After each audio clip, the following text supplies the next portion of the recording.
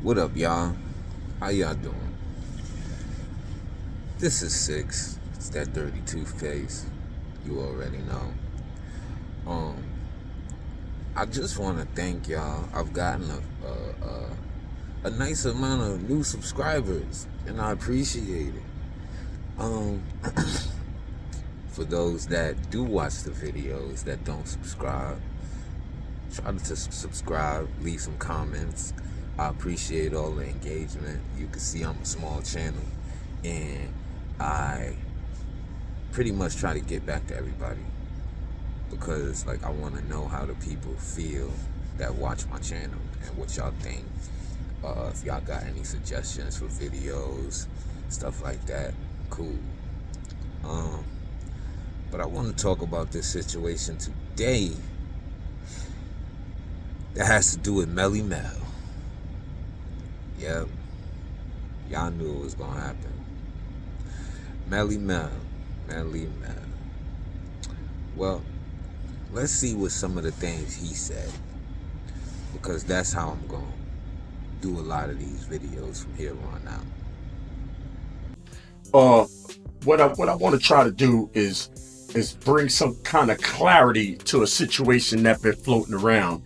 And as a matter of fact, just to try to get it off the front page, you want to put, little weirdness on the back page. Now, they got this whole thing going on about, who started hip hop and who, whether Puerto Ricans was the backbone or whether black people was the backbone of the culture. Now, it is no wrong answers. I don't believe in right or wrong answers. Now, what he said was he wants to bring some clarity to the situation. And then in the same breath, he said there's no right or wrong answers. How are you bringing clarity to anything if there's no right or wrong answers? And this is something that I'll always tell people that listen to me. There's no such thing as my truth. There's the truth. When people start saying shit like my truth and there's no real wrong answers and stuff like that, they're trying to get around something. That man is dancing right now. He's not being exact. He's not explaining what people are saying. People are saying that Latinos did not create anything in hip-hop. People are saying they are the first students of hip-hop. So while black people created this art form and this culture, Latinos were watching, and then they joined in. This is what happened. There are right and wrong answers to that. So immediately somebody's being disingenuous when they say there's no right or wrong answers. Now, this is the bottom line. Now, that everybody got their opinion, so now this is my opinion. Is no black culture. Like, hip hop is not black culture. Hip hop is Bronx culture. All that made hip hop, the building blocks of hip hop, it was formed in the Bronx. The first popular DJs, DJ Kool Herc, Bronx cat. The first turntablist, Flash, Bronx cat. The first guy to do the scratch, Grand Wizard Theodore, is a Bronx cat, right? The first MC, you're looking at him. I was born and raised in the Bronx, Monsignor Hospital. Now, he talks about how everybody has their opinion. And you're right. And that's the problem. That's part of the problem. Because some people shouldn't have an opinion. I'm not one of those people that believe everybody should have a voice. Because some people say stupid stuff. I'm about to show you how. Now, the man mentioned, everybody he mentioned, if you notice, is black. Even though those aren't the very first of the people that he's talking about. He's the first MC that got signed. That's what he's the first of. But there were artists before him. There were guys in the street doing this shit that he was doing before him. That's what he's skipping over. So because he's the first MC that got signed, he's trying to completely forget about the rest of those guys. Like, fuck the shoulders that I'm standing on. This is where it started. So what made you come up with all this shit? You see what I'm saying? Like, the man is being disingenuous, and I don't give a damn who he is, regardless of his being Melly Mell. Like, none of that matters. What are you saying? He didn't mention one Puerto Rican person. We want to hear Puerto Rican pioneers. This is what we want to hear. We want to know who are the first Puerto Ricans that added on to this. Just because you were standing there watching me build the fire does not mean you helped me make the fire. You were standing there. It's a difference. Hip hop songs ever, which is Apache. It was a bunch of white boys and maybe one black. I'm going to address the 300-pound white elephant in the room. What do we do about Fat Joe? And the answer is not a thing. You do the same thing that when he said that did when he said it around. Cause now you can like Joe, you cannot like Joe. Joe's a Bronx. Joe ain't no outsider. He's a Bronx nigga.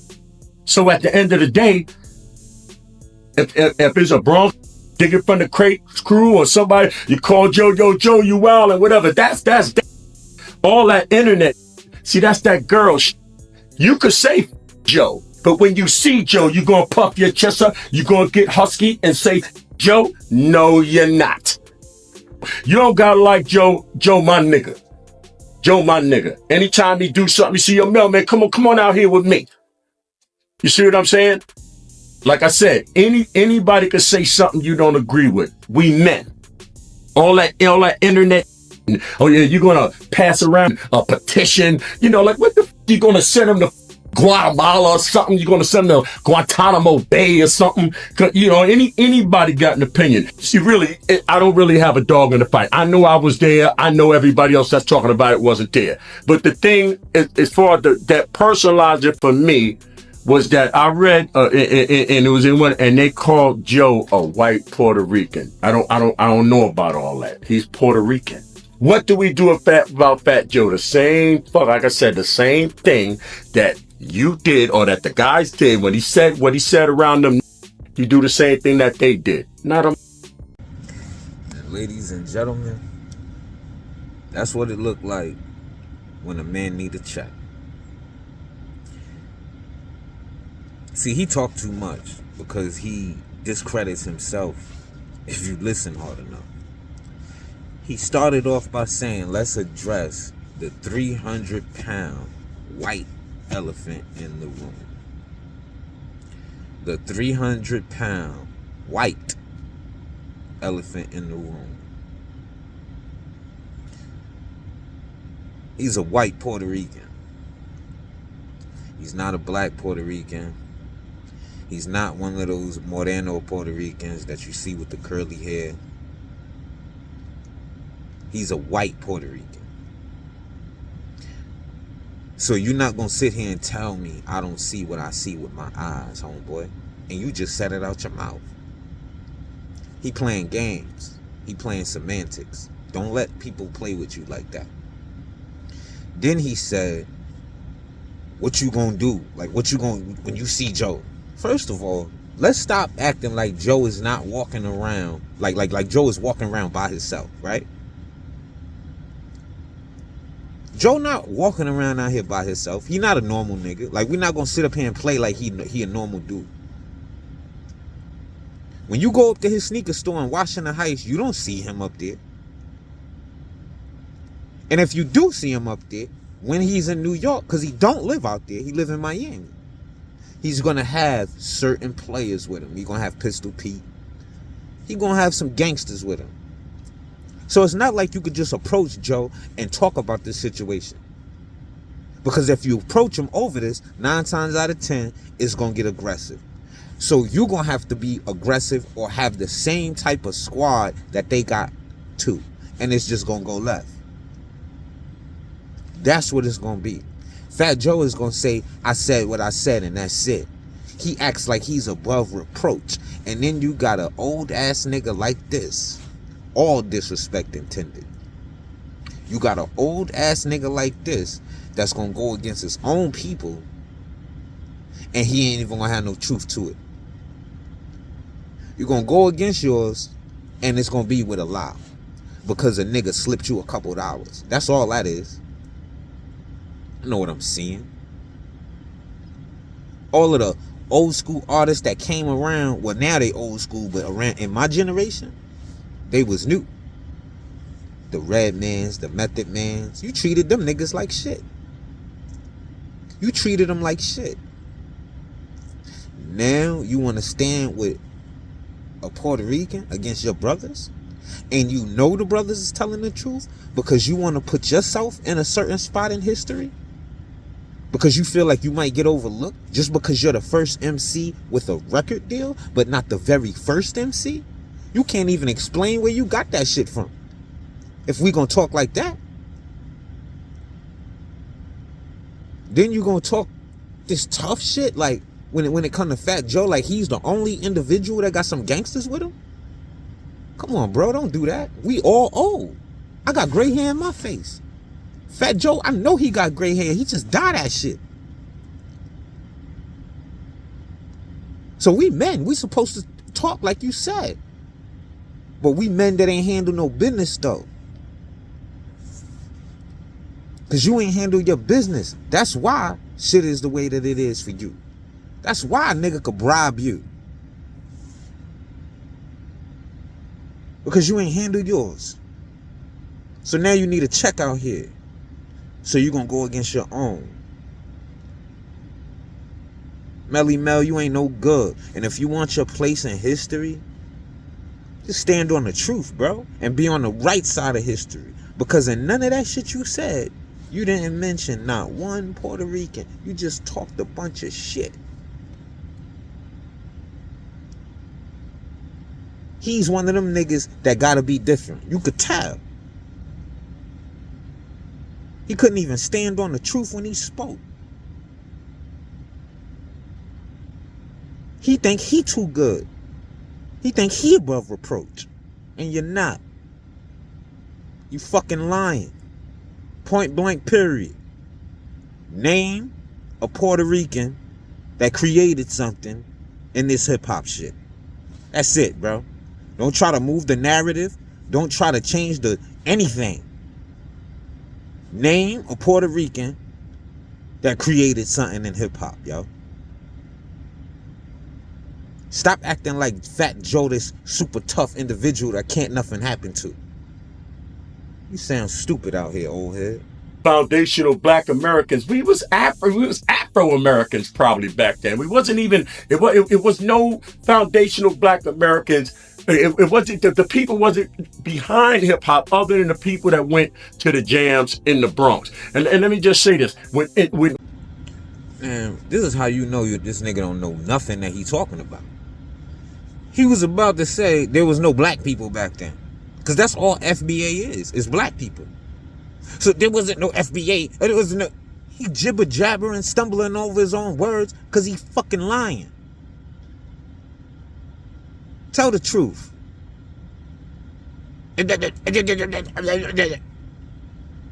That check must have been alright, yo. I wonder what he probably gave you like 5 bands, yo.